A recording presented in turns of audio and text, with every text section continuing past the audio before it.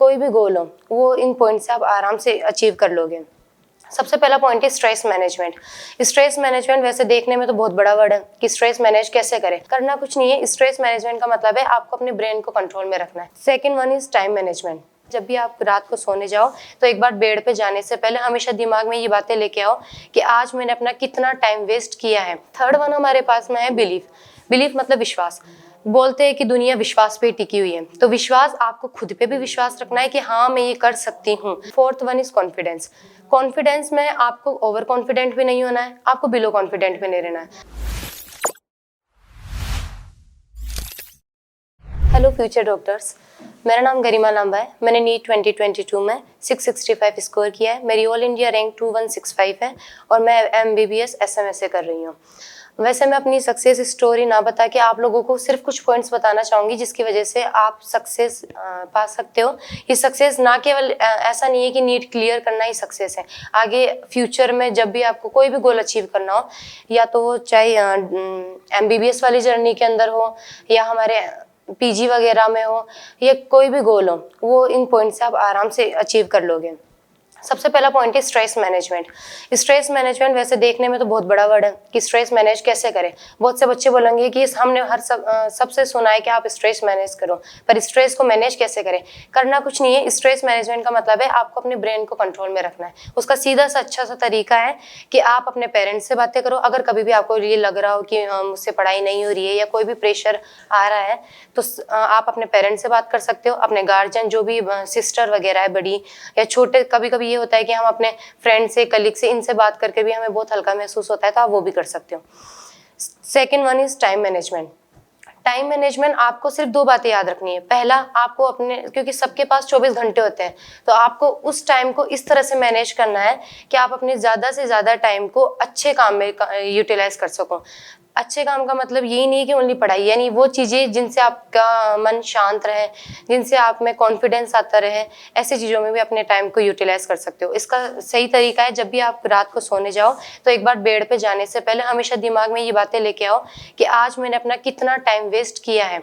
अगर आप उन चीज़ों को इग्नोर करने लग जाओगे जिनसे आपका टाइम वेस्ट हो रहा है, तो अपने आप टाइम यूटिलाइज होना शुरू हो जाएगा। Second one, time management paper में कैसे करें। पेपर में टाइम मैनेजमेंट का कुछ नहीं है। आप जैसे जैसे प्रैक्टिस करते जाओगे पेपर्स करने की, जो कि गुरु कृपा में अच्छे से हो जाती है, तो जैसे जैसे आप प्रैक्टिस करते जाओगे टाइम को मैनेज करना सीख जाओगे पेपर में। कभी कभी ऐसा होगा कि कुछ पेपर आपके पास में ऐसे आएंगे जिनमें या तो पेपर लेंथ दी है या पेपर हार्ड है, या कुछ टॉपिक ऐसे है जिसका वो पेपर है और वो टॉपिक आपको अच्छे से क्लियर नहीं है। उन कंडीशन में आपका टाइम लग सकता है, पर उसको आपको प्रेशराइज नहीं लेना है बिल्कुल भी। वो कुछ पेपर ऐसे होंगे जिसमें आपको ये लगेगा टाइम मैनेजमेंट नहीं हो सका, कोई बात नहीं है। इसके अलावा पर मोस्ट ऑफ टाइम कोशिश ये करो कि पेपर आपका मतलब आधे घंटे से पहले पहले कंप्लीट हो जाए।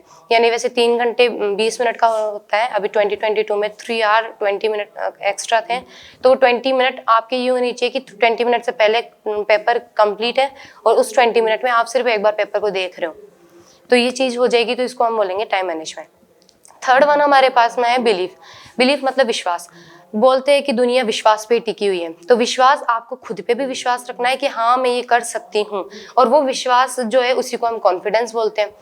तो खुद के ऊपर विश्वास रखो, अपने गार्जियंस के ऊपर, अपने टीचर्स के ऊपर विश्वास रखो, गुरु कृपा के ऊपर विश्वास रखो। आपने जो कोचिंग ली है, जो भी आपने सेलेक्ट किया है टीचर्स वगैरह, तो यानी वो अच्छा ही पढ़ाते होंगे, तभी तो आप और बच्चे भी तो सेलेक्ट हुए हैं। तो बस हमेशा विश्वास बनाए रखो खुद के ऊपर, अपनी कोचिंग के ऊपर, अपने टीचर्स के ऊपर।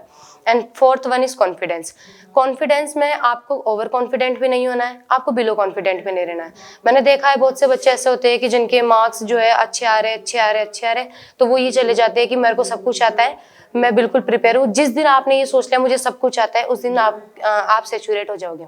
और हमें पता है कि कोई भी चीज़ सैचुरेट हो जाती है, उसके बाद उसमें कुछ भी डालो वो उसमें डिजोल्व नहीं होगी, इसलिए आपको ओवर कॉन्फिडेंट कभी नहीं होना है।